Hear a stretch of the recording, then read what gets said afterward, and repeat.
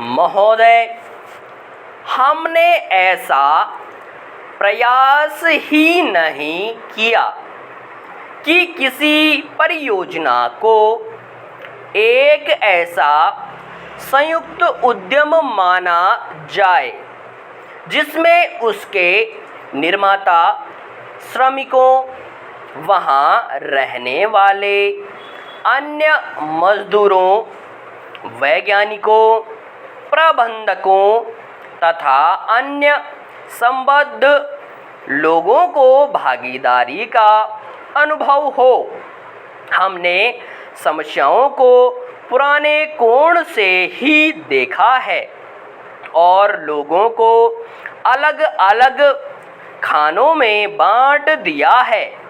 इसलिए ये झूठे विभाजन समाप्त होने चाहिए। हमारे समाज में अनेक ऐसे विभाजन हैं। शायद वे सभी समाजों में होते हैं, लेकिन हमारे यहाँ वे सामान्य से कुछ ज़्यादा ही हैं। ये धर्म के आधार पर, जातियों के आधार पर, भाषा और क्षेत्र के आधार पर पाए जाते हैं। एक व्यक्ति और एक वर्ग को दूसरों से अलग करने वाली अनेक तरह की दीवारें हैं और इन सब विभाजनों से हमारा राष्ट्र कमज़ोर हुआ है। स्वतंत्रता आंदोलन के दौरान इन विभाजनों का इस्तेमाल हमारी एकता को तोड़ने के लिए किया जाता था। आज भी इन्हें उन लोगों को कमज़ोर बनाने के लिए काम में लाया जाता है जो एक होकर खड़े होना चाहते हैं, जो भिन्न भिन्न जातियों और धर्मों के होते हुए भी एक ही उद्देश्य से प्रेरित हैं। हमें यह सावधानी रखनी होगी कि ऐसे लोगों के समूह को कोई भी कमज़ोर न कर सके।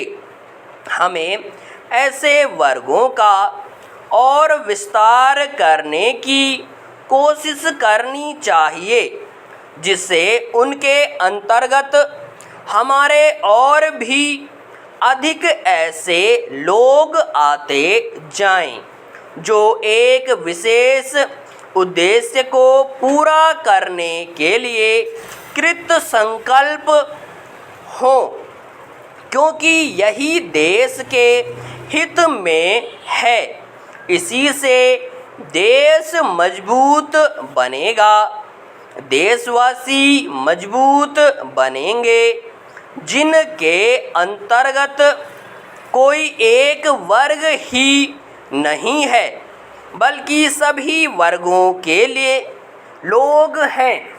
इसलिए संपूर्ण शिक्षा का अभिप्राय है कि हम केवल अपने अधिकारों के लिए संघर्ष न करें, बल्कि यह भी देखें कि हमारे प्रयासों का अल्पसंख्यक समूहों पर क्या असर पड़ेगा। औद्योगिक क्षेत्र सुगठित है, उसकी आवाज़ शक्तिशाली है, उसमें एकता है और इसलिए इसका प्रभाव पड़ता है। लेकिन हमारे देश में बहुत से ऐसे वर्ग हैं जिनकी आवश्यकताएं अन्य वर्गों से कहीं ज़्यादा महत्व की हैं, परंतु उनमें एकता नहीं है। उनकी मांग को प्रस्तुत करने वाला कोई नहीं है और उन्हें शायद पता तक नहीं होता कि उनकी कुछ मांगे भी हैं।